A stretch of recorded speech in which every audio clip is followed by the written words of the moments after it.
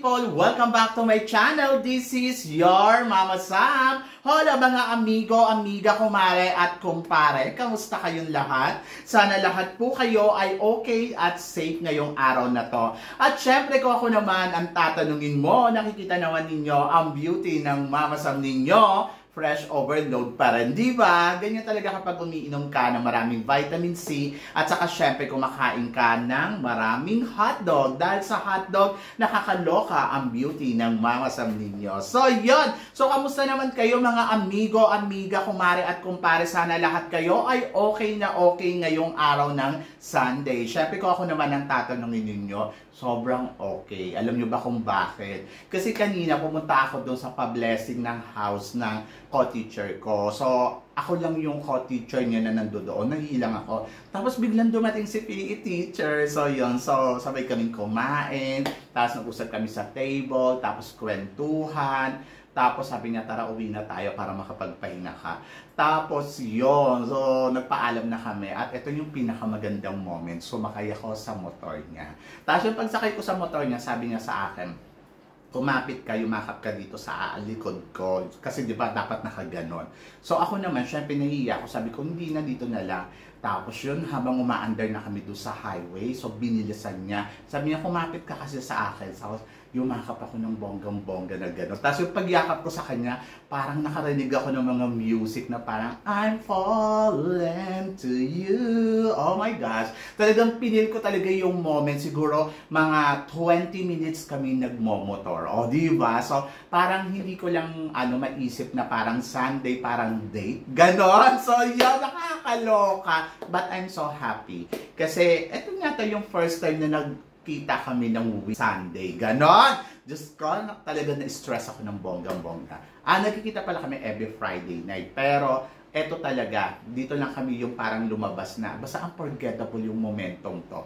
Kaya Christine Ann Perez, for sure, inggit na inggit ka dyan. Charot! So, yun. So, syempre, ito pa guys. Oh my gosh, finally guys, talaga. Grabe, 5 years ko tong hinintay. At sabi ko nga, nothing impossible to God. So, ganun kabait si Lord dahil finally, na-meet ko na si RJ Ignacio kagabi. So, kasi isa to sa mga friends ko na gusto ko talagang makita. Sabi ko, pag umuwi ako talagang bibisitahin ko to si RJ. Pero, syempre, ang Diyos na ang gumawa ng paraan kung paano kami magkikita. Dahil 2 weeks ago, nag-usap kami ni RJ na pupunta nga siya dito sa Thailand. Tapos sabi niya, sana magkita kami. Pero nangyari yun kagabi, ng bonggang-bongga at na-enjoy ko. Sobrang saya lang kasi syempre si RJ isa to sa mga talaga pagdating sa vlogging, ito yung talagang malapit na malapit ako sa kanya. Isa to sa mga tinuturing ko talagang sobrang close friend ko. And then, ayun, so nagkita na kami kagabi. And then, ang saya-saya lang namin. Para kaming magkakilala na noon pa. Parang nagkita na kami noon. Parang siyang kababata. Ganon. Tapos ayun, masaya naman at na-enjoy naman ni RJ syempre yung company ko. At ako din, na-enjoy ko naman yung ni RJ. So, sobrang saya. Sobrang saya lang namin. Bukas magkikita uli kami. Bago siya umuwi, magkikita uli kami. So, yun. So, syempre ayokong sayangin yung pagkakataon na nandito na siya. So, ano ba naman yung together na kami? Diba? So, yun. So, syempre shout out sa lahat ng mga tumututok dito araw-araw, lagi-lagi. And then, of course, kay Christine Ann Perez. So, maraming salamat sa support at pagmamahal. Si Christine Ann, love ko yan. And then, of course, si John Hervey. So, yun. So, baka makalimutan ko, my love. So, yun. Anyway, so, eto nga, pag-uusapan natin, may chance kaya? Ako, lagi kong iniisip na laging may chance tayo. Sa lahat ng bagay, lagi tayong may chance, laging may pwedeng mangyari. Possible na mo makuha to. So, yun. Kaya, mga chika natin ngayon ay syempre kung may chance ba ang mga babaeng to. Charot! So yun, eto na nga. So usap-usapan, Miss Charm. Miss Charm, magkakaroon na sila ng schedule for the pageant sa end of this year. So pero wala pa naman yung talagang yung talagang tentative na schedule. Sabi lang end of this year. Diyos ko Lord. Kung ako tatanungin mo, medyo naloka lang ako dito sa Miss Charm kasi dapat nagawa na nila to noong January para sa 2024. pero hindi pa nila nagagawa. So, mamumove pa sila sa end of this year. So, kamusta naman yung susunod na taon? End of this year. Parang Miss World na lang din. Charot.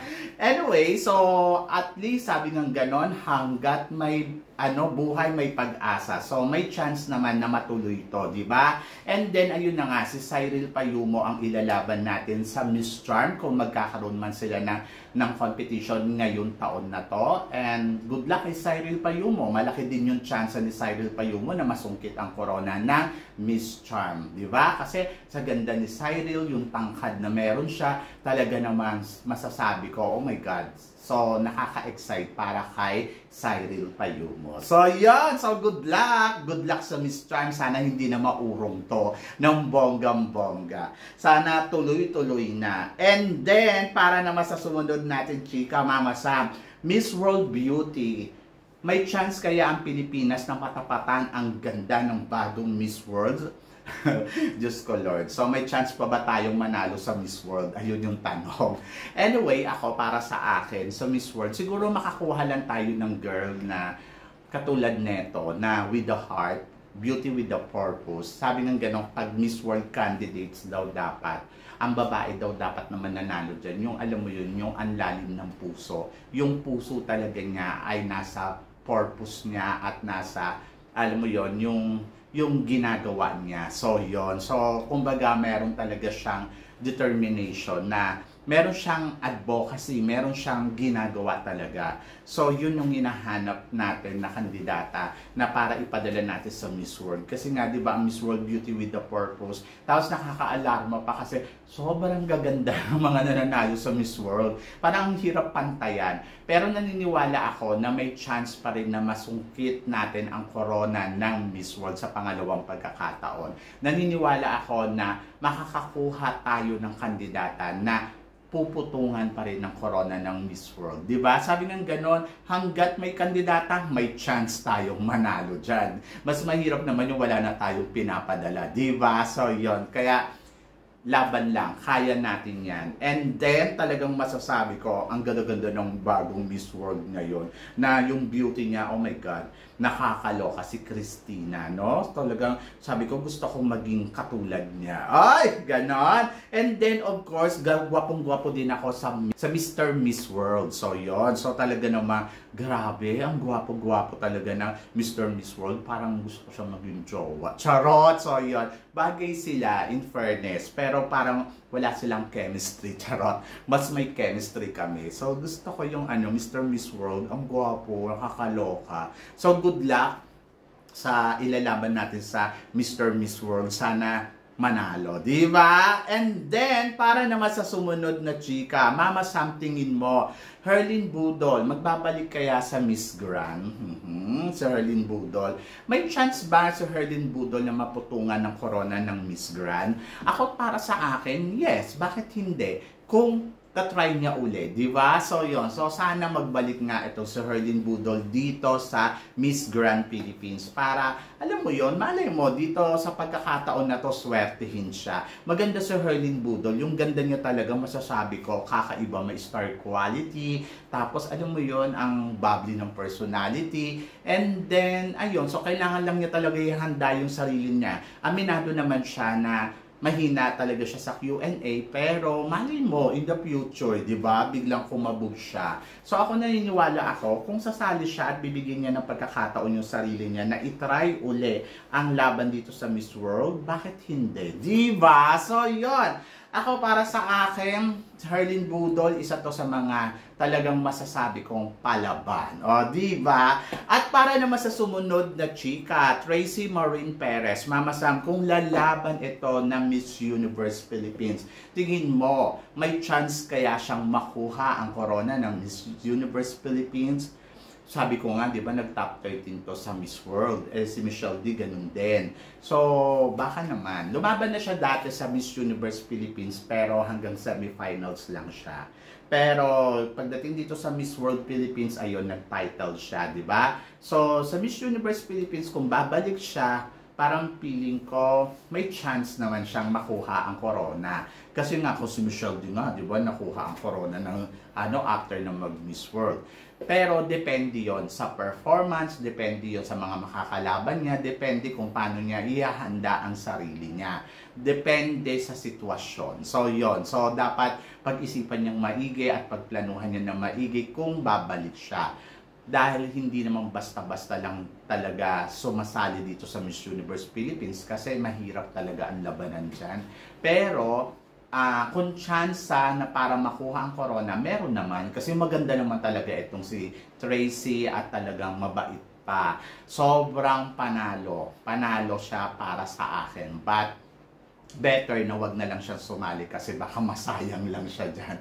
Alam nyo naman, syempre kapag may mga baguhan na dumarating, mas nabibigyan talaga ng opportunity na makikita natin yung, alam mo yun, yung ipanalo nila yung mga bago para makita natin yung panibagong kandidata. So yun, so ayun kasi yung ginagawa ng Miss Universe Philippines parang nakatutok sila doon sa bago more than doon sa dati na. O, diba? So, yun. So, kaya medyo mahirap. But, good luck. Kung sasali man siya at kung plano man niya sumali, support tayo dyan. Diba? Kasi si Tracy kasi, naman to, palaban naman at saka talagang favorite ko din to.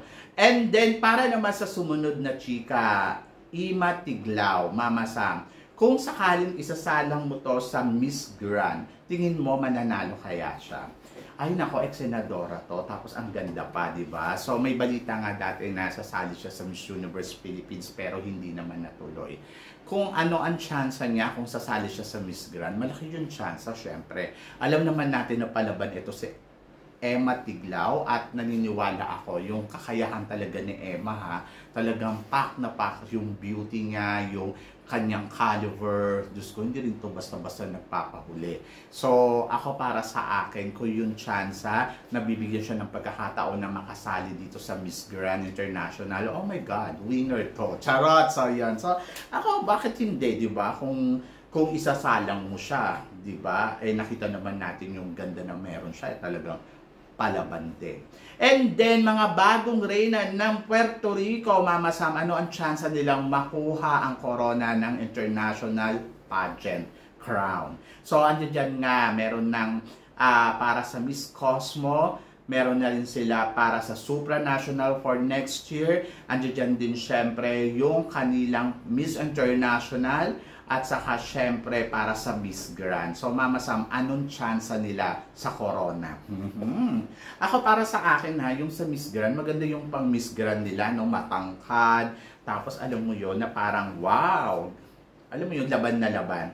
Pero gusto kong beauty sa kanilang lahat, yung beauty ng pang Miss International. Parang feeling ko, suwak na suwak talaga siya sa Miss International. At yung beauty na meron siya, parang sasabay at papalo. Maganda din yung supranational nila for next year. Siyempre yung transformation. And then yung kanilang Miss Cosmo, may beauty din, pero parang feeling ko kayang-kaya to ni Atisa manalo. Charot. So, abangan natin kung ano yung ipapakita nila at tignan natin kung sila ba ay magwawagi dito sa lalabanan nilang pageant. So, yon. So, good luck. Good luck na lang sa mga reyna na bago ng Miss Puerto Rico para sa Miss Cosmo, Miss Supra, Miss International at saka Miss Grand. So, congratulations. So, sana maiuwi nila ang isa sa mga corona, di ba? So, yon, good luck, Puerto Rico! So, magaganda naman ang mga taga Puerto Rico. At wala naman ako masasabi sa beauty na meron sila kasi talagang beautiful sila.